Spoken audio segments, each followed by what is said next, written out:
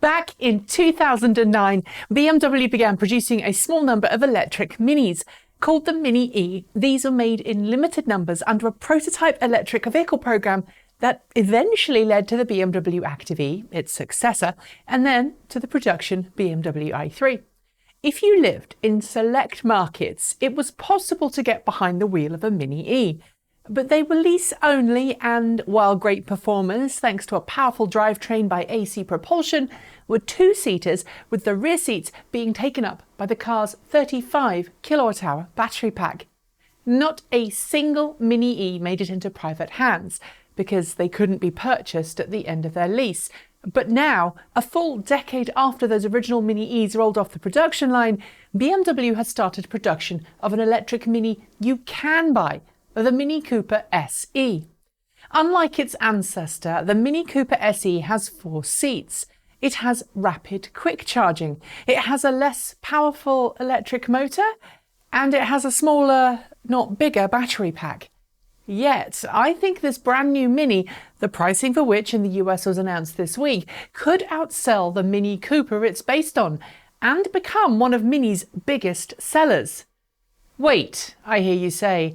This is a car that, while it seats more people than the original lease-only Mini E and offers rapid charging, a certain improvement on the original decade-old prototype, actually has a less powerful battery pack and less powerful motor. Why on earth would it sell in a market where far more powerful models are available? I'm glad you asked. On paper, the new 2020 Mini Cooper SE isn't a very impressive car. Its 32.6 kWh battery pack, which it's inherited from the 2017 and 2018 BMW i3, is good for no more than about 270 kilometres in ideal situations on the WLTP test cycle. It's more likely closer to 220 kilometres in real-world conditions. So if your biggest priority is range, then you're not going to get all that excited about the Mini Cooper SE. But here is where it gets interesting, because rather than be a high-end addition to the existing Mini family, BMW appears to be going after a similar price point to its gasoline Mini Cooper models, at least in some markets, after incentives. And I think that talks to the fact that this isn't a conquest car for Mini. Conquest car is a car that brings new customers into the brand. Instead, it's a car designed to transition existing customers, existing Mini customers, to a plug-in vehicle. At least, that's how I'm viewing it. The Mini Cooper SE is going to be sold in the US for $29,900 before incentives, plus an additional $850 mandatory destination and handling fee. US pricing might have been released, but we are still waiting on pricing for New Zealand. That said, if we do a US dollar for Kiwi dollar conversion, we get an approximate price of about 46,700 Kiwi dollars, or thereabouts. If we add on GST, we're looking at around the $54,000 to $60,000 mark. And that's less than the Nissan Leaf, although I would expect it to be about the same, to be honest, when you factor in the fact that every car ends up costing more in New Zealand due to the shipping costs of getting it there. But it does put the Mini Cooper SE still at the current entry point for electric cars. And I think that's a very good thing, because it's another model you can choose. Sadly, Kiwi pricing is likely to be such that the Mini Cooper SE will still be a lot more expensive than the standard Mini Cooper, at least for now. But when you factor in running costs, you are still going to be a lot better off with the Cooper SE than the petrol Cooper.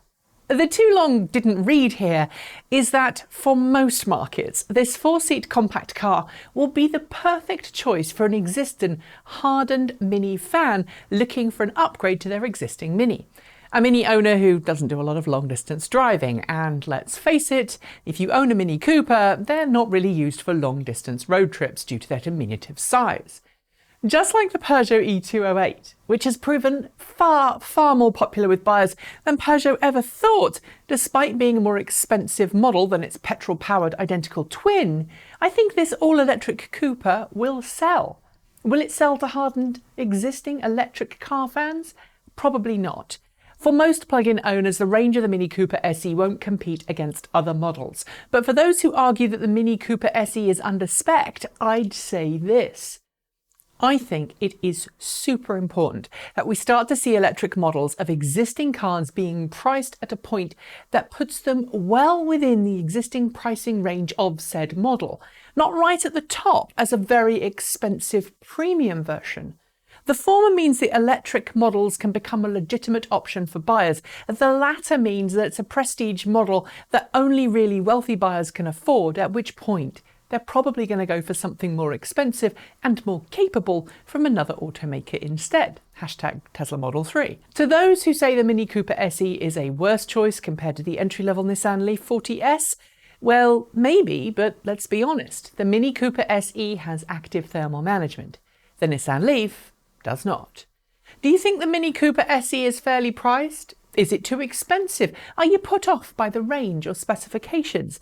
And what would you reasonably rather see Mini offer if you are offended by the pricing? Let me know below. And that's it. Thanks for joining me, and see you next time.